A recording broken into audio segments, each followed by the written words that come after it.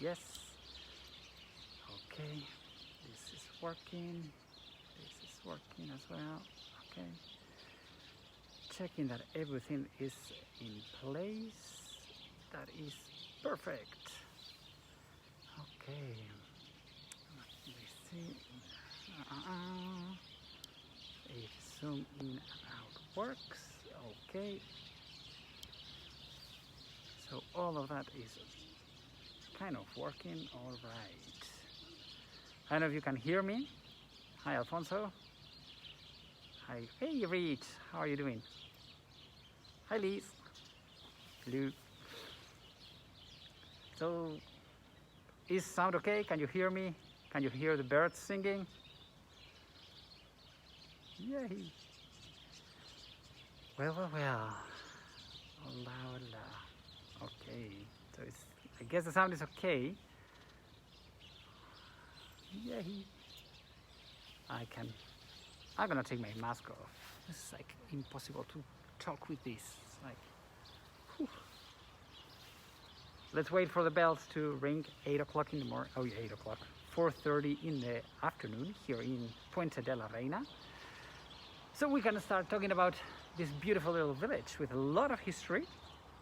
And well, hopefully we'll learn a little bit today. What else can I tell you before we start? Well, look at the day. It was supposed to be raining. And look what a gorgeous day we have. It's even hot today. It's like crazy. Okay, I can hear the bells ringing. It's 4:30. Yay, good for the bells. Okay, so as I was telling you, hola, my name is Francisco Glaria. I am local guide here in Navarra, in Spain, northern Spain. And today we are in Puente la Reina. Puente la Reina means Bridge of the Queen. So there has to be a bridge around here. We'll discover it all the way at the end of this visit. So stay tuned because the bridge is really worth it. But I think, let me get this out. There's nobody. If you see the police, please let me know because I'll get a €300 ticket that I don't want. But talking with this drives me nuts. So, what about Puente de la Reina? Puente la Reina, it's a very small village, has less than 2,000 people living in here. And today it's important, but long time ago, on the 1100s, this was the center of the world, at least the center of the Christian world. You have to think that on the year 711, the Muslims, the Moors, came into Spain and they conquered all what today is Spain and Portugal in less than 3 years. The rest of the Christian kingdoms in Europe, they were super afraid that they might cross the Pyrenees and go all the way to Europe. So they needed to stop the Muslims at the border. What they did is, with the excuse of having found the uncorrupted body of one of Jesus Christ's apostles, St. James, Santiago, they started sending pilgrims to everywhere, from everywhere around the world, all the way to the end of the world at that time, because St. James appeared on the westernest, northernest city in Spain, okay, in the last corner of Europe. So all of these thousands, millions of pilgrims, they came from everywhere around the world, all the way to the north of Spain. The thing is that all around Europe, there were many routes. I have a little picture here. Let me show it to you. Okay, the other way. Let's see if you can see this. So from here, you see all of these different routes, okay? Europe, there were many routes, starting in Germany, in Austria, in Luxembourg, in Switzerland, in Italy. All of them, they came into France. And here we had 4 big routes. One starting in Paris, in Vézelay, another one, Le Puy, and all the way from the coast, Arles. The 3 ones on the west, they joined before they crossed the border, and they crossed the border in here, in what is called Roncesvalles.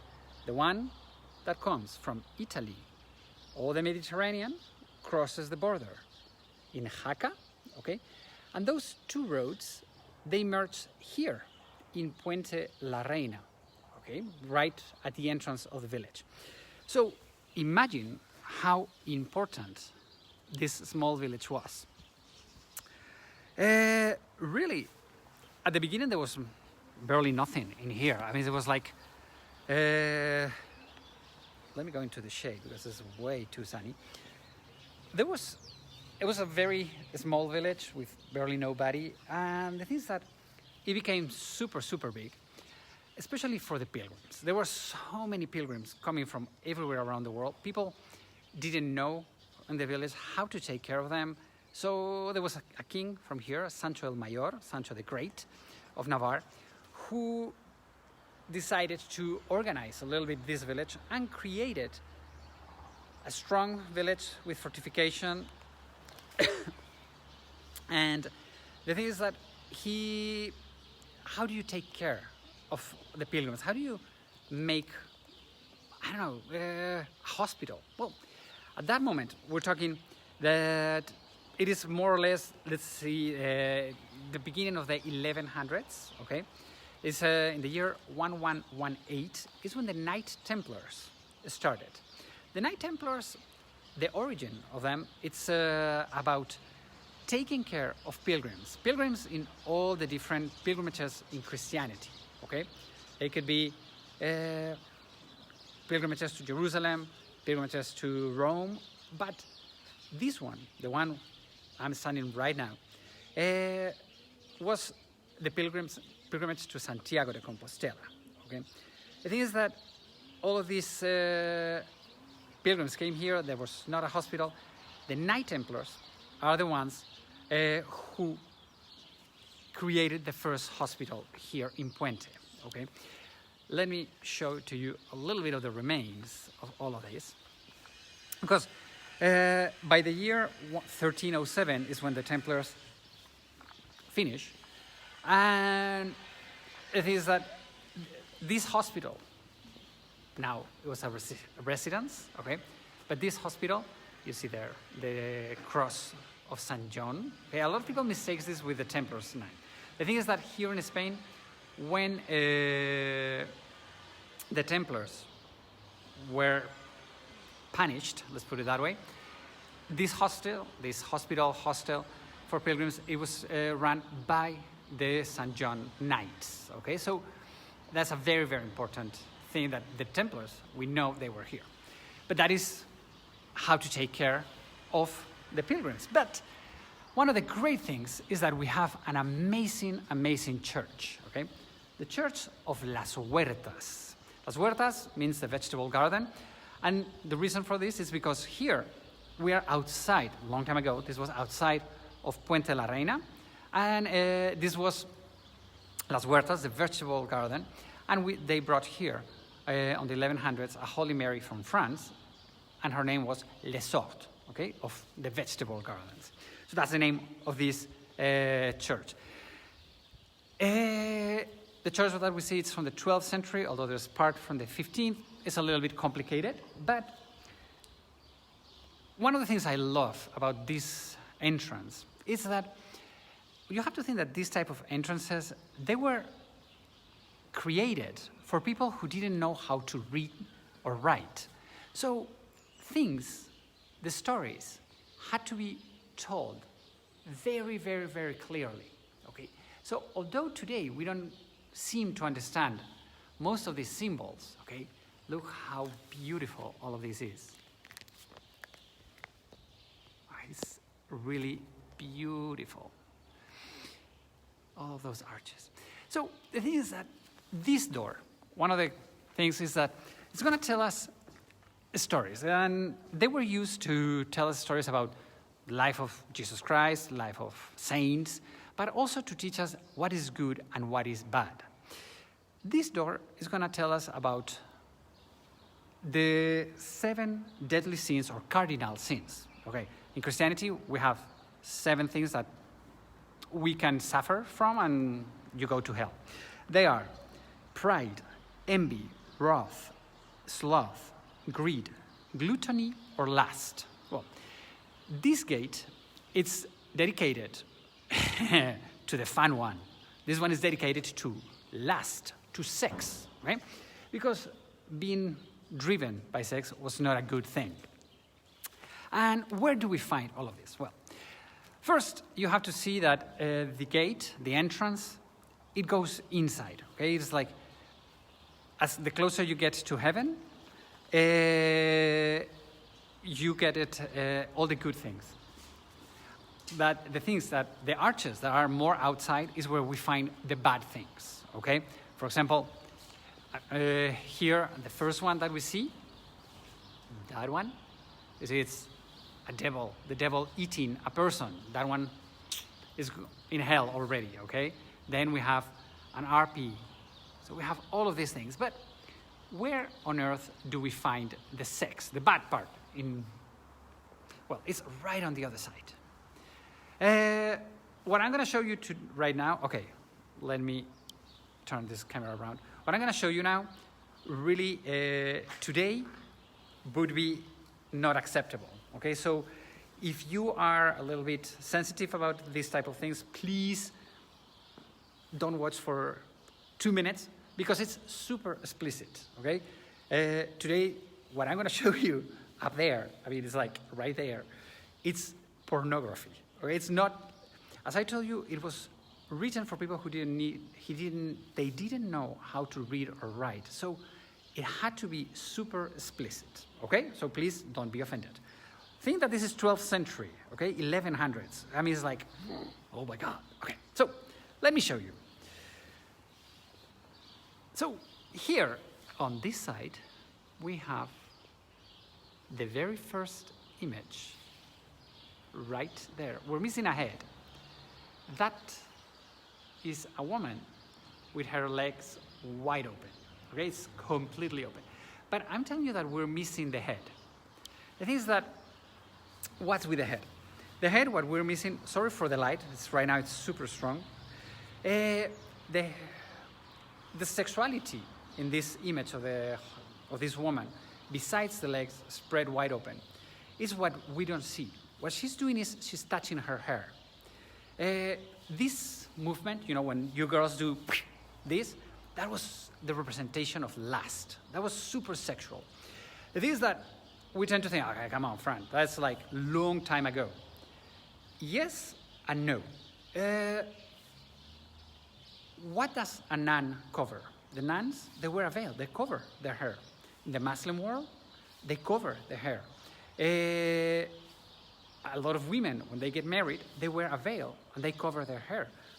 I remember my mother, when I was a kid, going to Mass with a veil, covering her hair. So the hair, the movement of the hair was a very, very explicit thing about sex. Okay, so as you can see, I'm going to show it to you again. That's a woman, very luscious woman. But obviously, lust is not only for the girls. Boys can also suffer out of lust. So if we keep on going up, we have there a little bird, we have a holy man, we have a flower, we have there 2 pines. The pine nuts represents eternity, okay? We have a leaf, and the next one, if you get to see it, it's that one, which is a man with a huge penis. It touches the floor, okay? Do you get to see that? It's really big. So it's a very, very explicit thing. And I always joke here, because I always say that we talk about lust, but might be envy as well, okay? You know, men, it's okay, we don't need to know. But here we have 1 man and 1 woman. And you know that the Bible was written probably by men, and this bigger sinner, it's Eve, it's the women. We, as poor men, we're just, you know, the ones that we fall in love with a girl, la la la la. So they need to find a way to represent not one man and one woman. They need to represent a way of having all the women. So here you see these capitals, how beautiful they are. They're all decorated. Okay, so there is one right here that if you see, they are buttocks. Okay, so there you go. That's all the sinner women in the world. But anyway, the important thing is that it tells us about the big, big things. But the important thing here is inside, okay? So let's come inside of this beautiful, beautiful church. Okay. The thing is that this side of the temple is from the 12th century. As you see, it's Romanesque style. That is the Holy Mary of Les Hortes, okay? And on this side, they had to construct a bigger temple because there were too many pilgrims. And they constructed this other nave, which is Gothic, okay? Check all of those beautiful arches. And here, what they did is they placed this incredibly beautiful Jesus Christ. For us in Spain, this is not your normal type of Christ, okay? Normally, we have Jesus Christ crucified in a Latin cross, okay? But here, as you see, this is more Northern European style of Christ because he is crucified on a tree. This symbol, if we just try to think to get the image of Jesus Christ out, it looks like the feet of a duck, okay, of a goose. And this is also one of the symbols of the Templars. So maybe this Christ could tell us about a little bit of that. The thing is that this Christ is from the 1300s, 14th century. And in this moment, we have two ways to represent Jesus Christ crucified. One, when he's still alive, so his head is up, and he has a very strong and very painful face. The other one, like this one, his head is down, he's already dead, and his face is in peace because he is in the arms of God. Well, there are some exceptions, and this Christ is one of those incredible exceptions. Because take a look at his face. His face is of incredible pain, okay? It's a Jesus Christ that is still suffering. Look at his arms. They're super stretched. The blood that is coming out from his hand is like coagulated hand. It's very, very strong blood. The wound in his chest is so much pain in there. And if we go lower and we see his feet, look at that. I mean, that is so much pain. He's torn.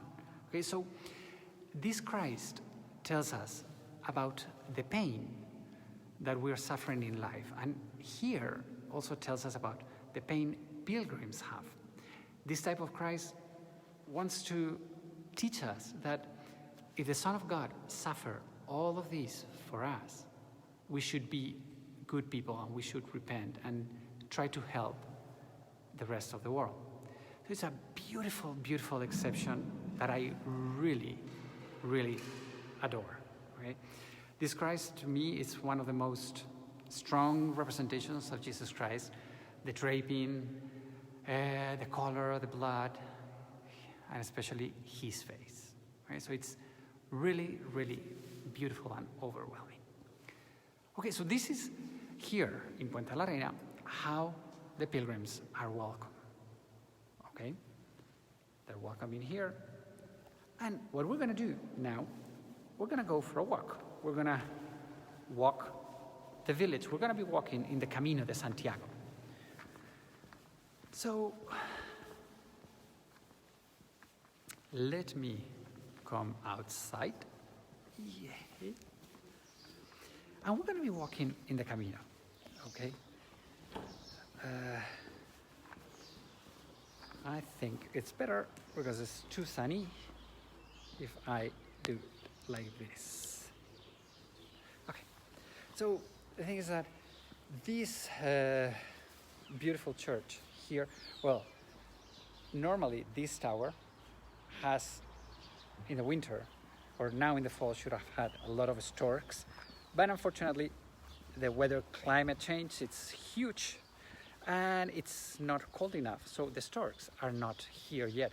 They should be any day, okay? So we're already waiting for them. So right now we're in the Camino. So hola, welcome everybody to the Camino de Santiago. This type of village, Puente la Reina, has a different construction, okay? Because when we think about villages, medieval villages, normally we have a mountain, and on top of the mountain we have either the religious power or the political power, the castle or the church, and us, the peasants, around the castle, okay? Later, in Middle Ages, they would go on a plateau. On one side, they would have the religious power. On the other side, they would have the political power. And us in the middle. The thing is that these villages of pilgrimage, they're just one long road, okay? You see that all the way from there, let me turn the camera around, to the other side of the village is just one straight line. That car just went by. So it's just one straight line. That is a very important thing because that was the way to protect the village. Right? As I told you, all of this was les sortes, was the vegetable gardens area. This was not Puente la Reina. Puente la Reina started a long time ago across the road, and I'm going to show it to you. And the thing is that when you have this type of villages, one of the things you see, there's no exit. There are no streets on the sides. It's just one simple road, and once in a while a very narrow exit. That was the way to protect the village, because all of these villages, they have one road and there's a wall around it, okay? So if somebody wants to invade the village, the people from the village can jump in the main road and exit on one side or the other, okay? So that was the way they did it back then. And so it was a very, very clever way to construct this type of villages. So the village of Puente de la Reina started here, okay, on this crossroad, long time ago. Not now, because now it starts on the other side. Let me put my mask on, because now we do have more people around here, and for sanitary reasons, I hope you can hear me correctly with this mask on. So this is and it used to be the entrance to the village of Puente la Reina. You see how beautiful it is. Everything is constructed in stones and brick. The first house always, there's a car coming, was all constructed in stone, which was super expensive, but it was defensive. Okay, so the whole village would pay for the construction of the first house, okay, because it was the one that had to be standing. Okay, the rest of the houses are gonna be the bottom part made of stone and the higher part made of brick. Yeah.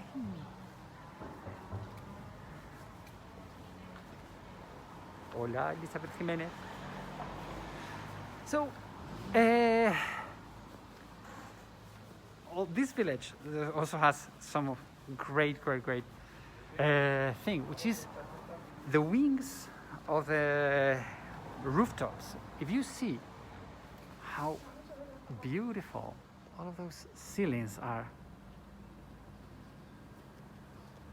Okay. You see? Aren't they gorgeous? Okay. Okay. So, let's go, because we're gonna see now another church. There's the Church of Santiago, St. James, okay? That was the main, the main church of the village of Puente de la Reina. This is one of the churches that tour guides will love, because it's, what time period is it?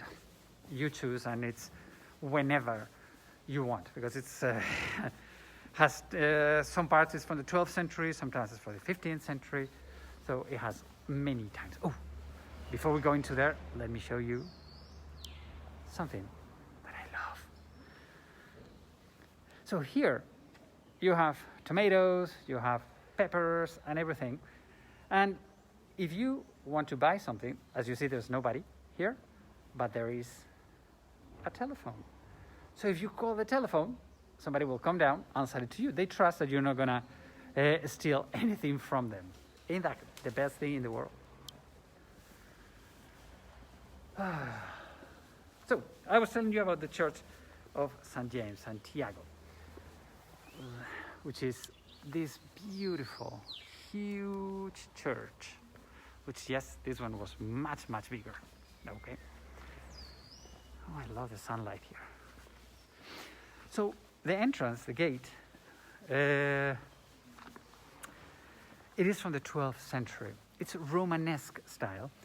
And the thing is that here you have to understand that this is a Christian pilgrimage, okay? So something that is a little bit shocking is to have this internal arch that we see here. Okay, let me see if I can point it out. I'm super bad pointing. There we go. This one with a little, many loops. This multi-loop arch, it is a heritage of the Muslims that were here.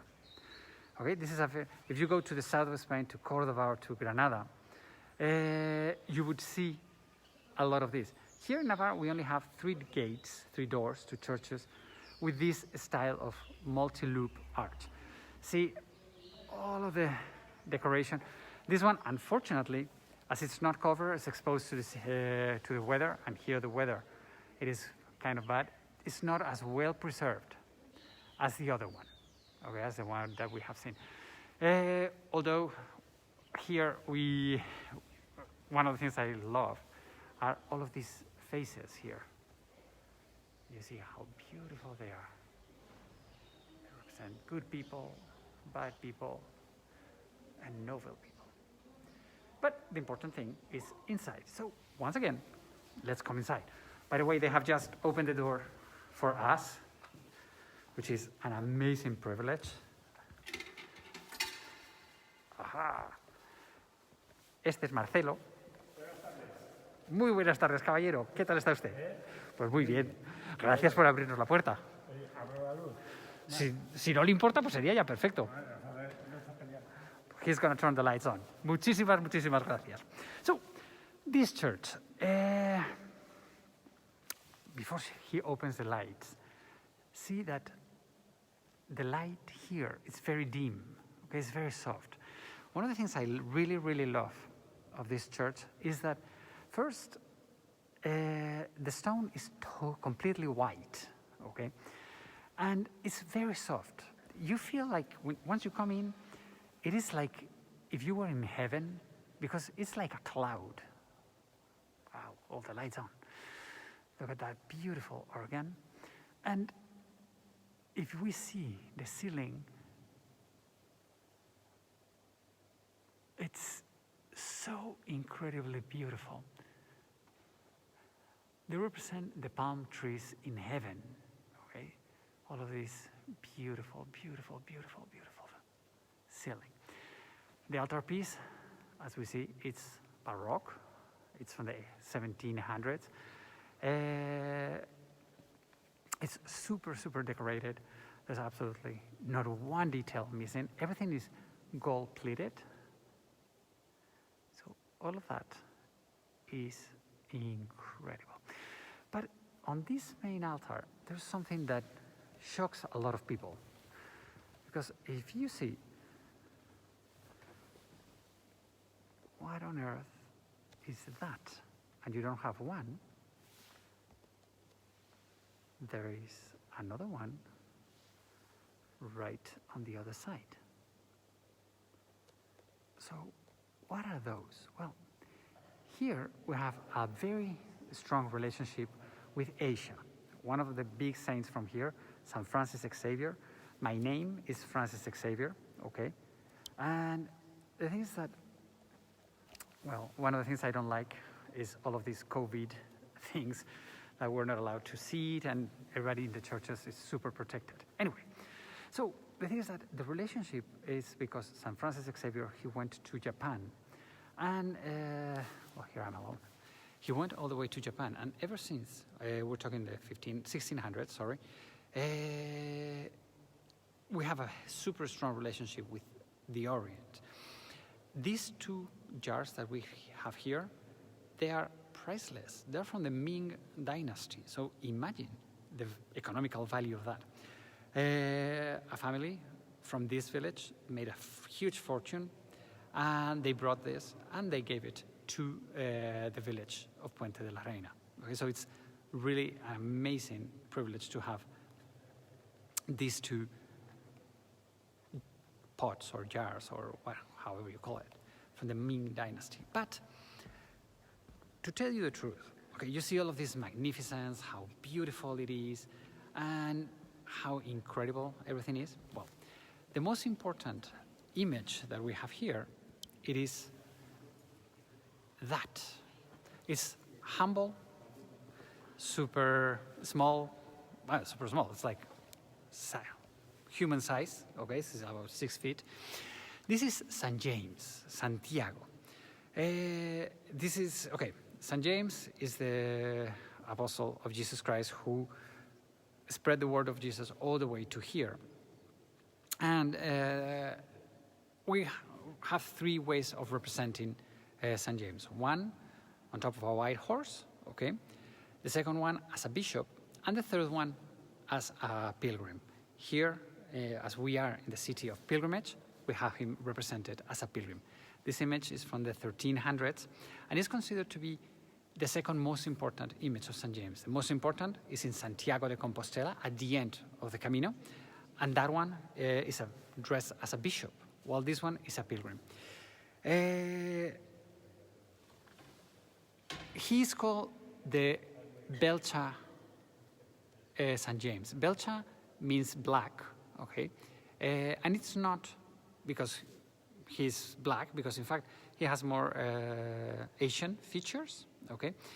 The reason is because in the year 1808, when the French troops came over here, they took all the wooden statues, okay, of saints, and they put them into fire. And when the French left, the only piece that was still standing was this image of St. James, and he was all covered with chalk, was all completely covered in black, and that is why he's called the Black St. James. Besides that, look at the incredible master of the work, okay, the wooden work that we have here. Look at the little ruffles on the hair. It's so beautiful. We get to see his teeth, okay, all of his hair. Another thing that is really impressive are the drapes in his clothes.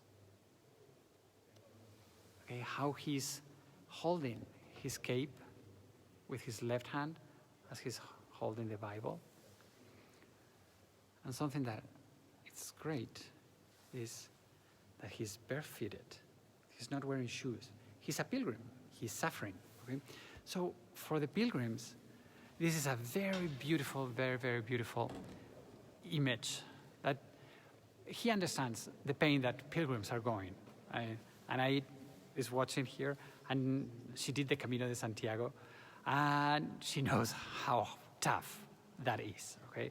So that is the Church of Santiago, which I think it's super, super, super beautiful. Okay, I'm gonna say goodbye to Marcelo, who has opened the church for us. Marcelo, caballero, muchísimas gracias.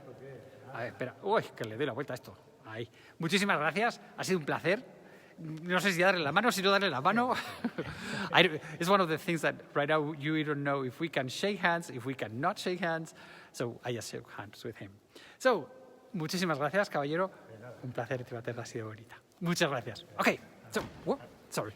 Así bien, o sea que ya está, ¿no? Sí, ya está. Ahora nos vamos al puente. Al puente. Al puente, hombre, hay que enseñar la joya. Al puente viejo. Al puente viejo, ahí estamos, sí, sí. Le Bueno. llamamos aquí, ¿no? Ahí estamos, porque para enseñar el otro no hace falta. Muy bien. Muchísimas Vale, gracias, pues, a seguir bien, ¿eh? Venga, Venga. vale, hasta luego. Adiós. A seguir bien, ¿eh? Encantado. Adiós. Okay, oops. So, from here, we keep on going on the straight line. Okay, as I told you, if you saw yesterday's video, it's this weekend, it's the Day of the Dead, and we're gonna have all of these flowers being placed everywhere around how to say, graveyards, the cemeteries. That's one difficult word for us. Okay. Oh, let's see if I can take some light out of here. No. So, what else can I tell you? Okay, a lot of people ask me, who walks the Camino de Santiago? Well, whoop, what happened here? Okay. Okay, can you hear me? Because I don't know what happened here. Suddenly, everything has been a mess. Okay, so who walks the Camino de Santiago? A long time ago, as we walk in the Camino, there were people from all social status. People, we had noble people, kings, queens, did the Camino de Santiago, poor people.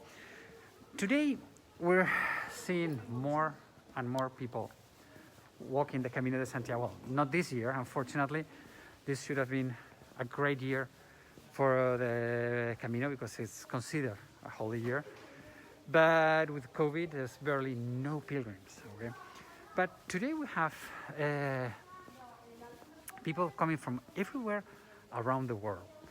We have people from the United States, from Canada, from Kenya, from South Korea, absolutely everywhere around the world. Many people ask me, why do people walk for 600 miles? Okay, because the Camino, if you start in Saint-Jean-Pied-de-Port, it's about 600 miles. It's going to take you about, if you walk it, about 32, 35 days, more or less. And, well, the motivation, I always say, if there is 1,000 pilgrims in the Camino de Santiago, there's 1,000 different motivations, okay? Some people, they walk the Camino for religious issues. Some people walk the Camino, and I'm not kidding, to lose weight. I mean, you're going to be walking for 35 days, you're going to, for sure, lose weight. Some people, they do it, they don't know why they're going to do it. And while they walk the Camino, they really find a way. They really find the reason why they walk the Camino. More and more, we're seeing people that are not Catholic and they're not religious. So it's more about spirituality, the Camino de Santiago. It's about, you know, you're going to be many hours in the day by yourself. So you're going to be thinking about it and you're going to be thinking about yourself and what's going on in your life. So what brings people to the Camino de Santiago is that try to reconnect with yourself, okay? Try to be who you are. Try to, well, find yourself in the Camino, okay? So the Camino is a very physically demanding. I mean, not everybody can walk the Camino, let's face it. But it's not just about walking, it's a journey, and it's a mental journey, it's a spiritual journey, it's a way to reconnect with, if you want, with God, with nature, with yourself, with your past. It's a very beautiful and very powerful walk, okay? The people that has walked the Camino, really, a lot of them, they say they want to come back, and I have not heard too many people regretting about coming to the Camino. So I tell you, people from everywhere around the world and with all the different reasons to walk the Camino, okay? But anyway, back to Puente la Reina. We have seen the Church of the South. We have seen the Church of Santiago. And this is called Puente la Reina, the bridge of the Queen. And I haven't seen a bridge yet. Well, that's the bridge. But we're not going to cross it yet. We're going to take a look at it from one side. because it's super, super beautiful. Okay, this bridge, it is Romanesque. It's from the 12th century. And, okay, look how gorgeous it is. Okay. This is the bridge that gives the name to the whole village. The bridge of Puente la Reina, it is over the Arga River, an affluent of the Ebro River.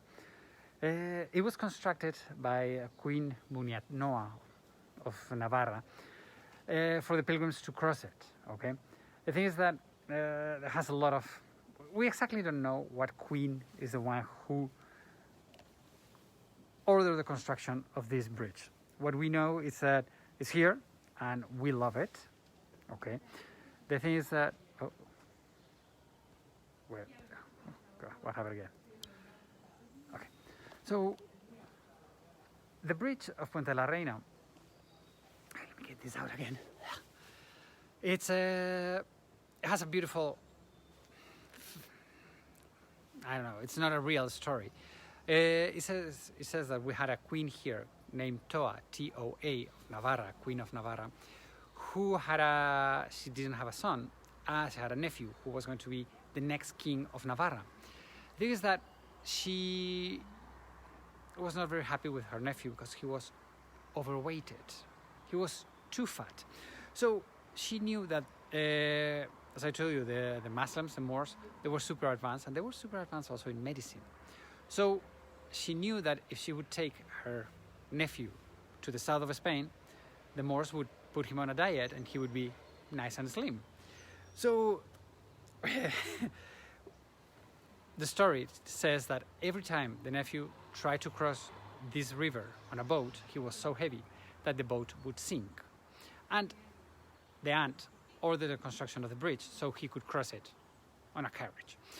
Obviously, this is a fake story, more or less, because we do have a king who went all the way to the south of Spain to lose weight.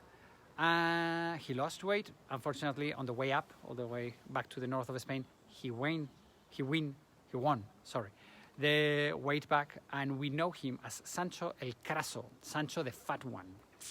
Not a good thing to be remembered, but he was a very good king, by the way. Anyway, the thing is that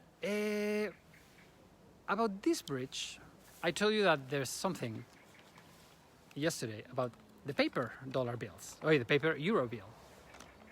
I don't know if you know that on the euro paper bill, on one side we have doors, and on the other side we have bridges. And what this means is that if you open doors, borders, and you construct bridges, roads, you make a country that it is Europe. The thing is that when we became part of Europe, the European Common Market asked each country for a picture of every time period. And Spain presented as the Romanesque bridge, the bridge of Puente la Reina. This is considered to be the best Romanesque bridge in Spain. Let me see if I can get it better. Another thing that you might not know is that the art represented in the paper bills, it is chronological. The €5 bill is classical art, which is Roman or Greek. The 10 is Romanesque. 20 is Gothic, neoclassical, Baroque. And I have heard there are paper bills of 1,000, but I have not seen them. But anyway, well, the important thing is that this paper bill was inspired by this amazing bridge. In fact, our bridge, the one that you're seeing now, is much better than the one on the paper bill. And the important thing is to cross the bridge. So let's go cross the bridge. Because it has one thing in the construction which is pretty cool. Because in the Camino, there's a lot of symbols, symbols of life, symbols of hope, many, many different symbols. And, okay, this bridge has a beautiful meaning. This bridge when you're walking through it, okay, you see that there's a straight line, but you don't get to see the whole bridge. We have seen the bridge. We only see where it's going, but we don't know where it ends. This is a symbol of life. We know where we're going in life, but we don't know if there's a tomorrow. So the symbolism of this bridge is that we don't know where we're heading in life, okay? We know today we're here, but we don't know if there's another half of the bridge. We don't know, hola, buenos días, if there's another half of our lives. We don't know if this is it or not. So this beautiful, beautiful symbolism of the bridge of Puente la Reina, okay? And one of the things I love, look at that light. Okay, let me turn around the camera, because we are in the middle of the bridge.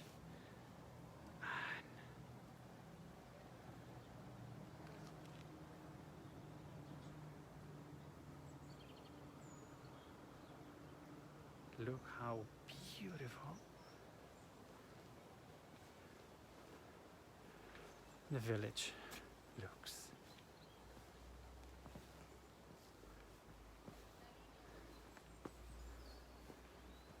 Okay.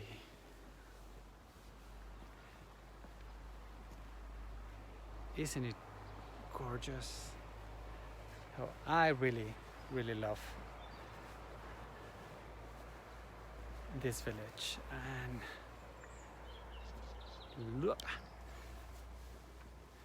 Okay, so let's go. Well, by the way, we're on the other side of life. We're on the other side of the bridge.